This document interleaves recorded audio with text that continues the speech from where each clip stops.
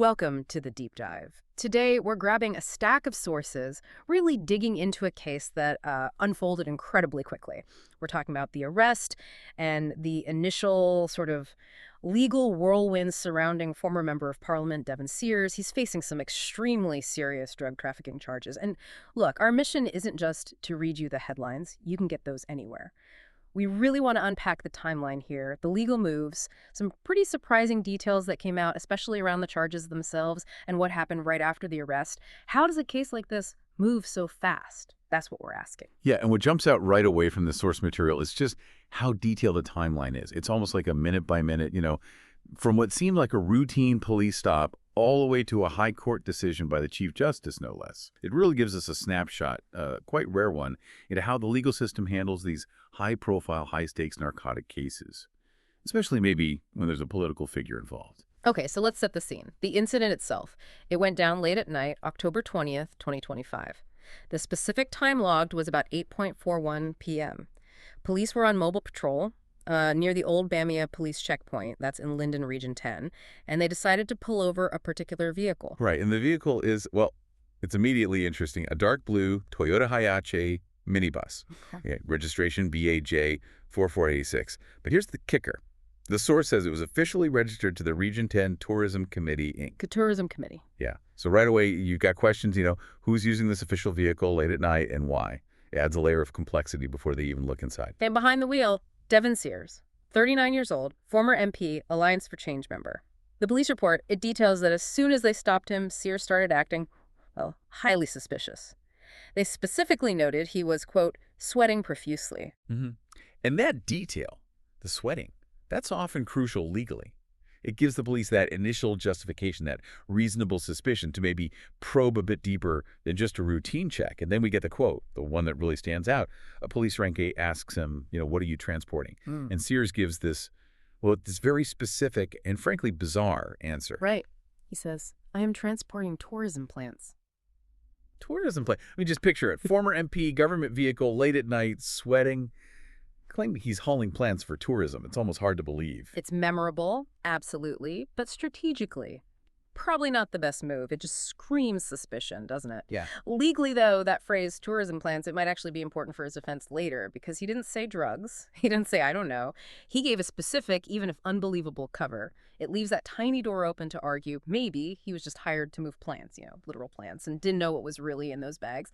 Slim chance, maybe, but it's there. And what they found inside definitely wasn't for decorating the town entrance. The sheer amount was, wow, 22 bulky black plastic bags and 4 large brown canvas bags stuffed with leaves, seeds, stems, suspected cannabis, and the weight. Once they got it all weighed officially back at the station, 310.71 kilograms. 310 kilos. Yeah. I mean, that's massive. That immediately puts this case into the most serious category for trafficking. No question, it sets up a major legal fight. And interestingly, the immediate aftermath shows the two people involved reacted very, very differently to that pressure. Exactly, because Sears wasn't alone. He was driving, yes. But there was a passenger in the front seat. Albert Sandy, 69 years old, a farmer from Tacoma, Upper Burbus River. So police arrest both of them, read them their rights, caution them. And this is where their paths just completely diverge right from the start. The reports say Sears, when cautioned, quote, remained silent. Classic legal move, say nothing. Yeah. Exactly, standard advice. But Albert Sandy, the co-accused, does the exact opposite. He apparently admitted ownership right then and there. Said the drugs were his, all his, and crucially, he claimed he'd paid Sears just to drive him and the tags to Parika. Wow, okay. So one guy clams up, clearly preparing for a fight. The other guy confesses, but his confession actually seems to help the first guy, painting Sears as just the driver for hire, maybe unknowingly. That difference led them straight to court, Linden Magistrates Court, just 3 days later, October 23rd, before Magistrate Rochelle Liverpool. So Sears, the former MP, obviously pleads not guilty. He's likely banking on Sandy's confession, supporting his defense, right, that he was just a transporter. But given the mountain of evidence, the 310 kilos, it's no surprise he was remanded straight to prison. Stay there for, what, just over 2 weeks, it turned out? But Sandy, Albert Sandy, the farmer who confessed, totally different outcome at that first hearing. Having already admitted it to the police, he just pleaded guilty right there in court to the trafficking charge. Just like that. Just like that. The court accepted his plea and boom, sentenced immediately. 4 years in prison. That contrast is just stark, isn't it?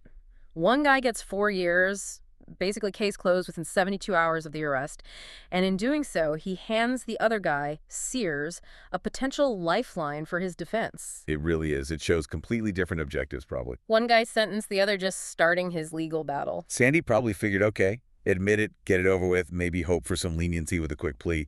Sears, though, he clearly wasn't going down that path. He brought in the big guns, high-profile lawyers, Nigel Hughes and Bernard Da Silva, ready to fight. And they didn't let him sit in remand long. They acted immediately. Yeah, and this is where the strategy gets really interesting, a real deep dive topic. Sears gets remanded on the 23rd. His legal team doesn't wait around. They pull off a pretty powerful legal maneuver. They skip the usual steps and go straight to the high court for bail. And that's the key thing to understand here, the core analytic point in this timeline. Bail for a charge involving 310 kilograms of suspected cannabis. That is absolutely not guaranteed. In fact, usually, the presumption is against bail for something that serious. Flight risk, severity of the crime. To get it, the defense has to argue really compelling exceptional circumstances. Maybe poke holes in the prosecution's case early, focus on that lack of knowledge or intent argument. And somehow they pulled it off. And incredibly quickly, too. The high court ruling came down on Friday, November 7th, 2025. And the decision was made by none other than the Chief Justice acting, Navindra Singh. Yeah, the Chief Justice handling the bail application. That tells you something about the level of attention this case got right away. Definitely. And the result, considering everything, pretty remarkable based on the source. Sears was granted bail, set at $400,000. Let's think about that amount for a second. $400,000. I mean, it's a lot of money, sure. But compared to the charge, trafficking over 300 kilos, potential for years, decades maybe, in prison. Getting bail at all in that context is a massive win for the defense. Huge. Absolutely huge. It really suggests the high court saw something in their argument. Maybe that Sandy's confession cast enough doubt on Sears' actual knowledge or intent. Totally. So let's recap that whirlwind. In just 17 days. 17. We go from a late-night traffic stop, a massive drug seizure, a former MP saying he's moving tourism plants, to that same guy being out on bail, granted by the Chief Justice. That speed just highlights the kind of legal resources and, frankly, the strategic maneuvering involved. Sears is out on bail now, but obviously the case is far from over. It's really just started its journey through the courts. Next step mentioned is November 11th. He's due back at the Linden Magistrates Court, and that's for the report and disclosure phase. That's when his defense team will finally get to see the prosecution's full hand, all the evidence they have. Right. So if we tie all these threads together for you, the listener, the really striking thing is how these two men, caught in the exact same situation, took such drastically different legal routes. You've got Sandy, takes the quick guilty plea, gets a definite sentence, 4 years. But in doing so, he basically creates a defense narrative for Sears. He was just the driver, I paid him.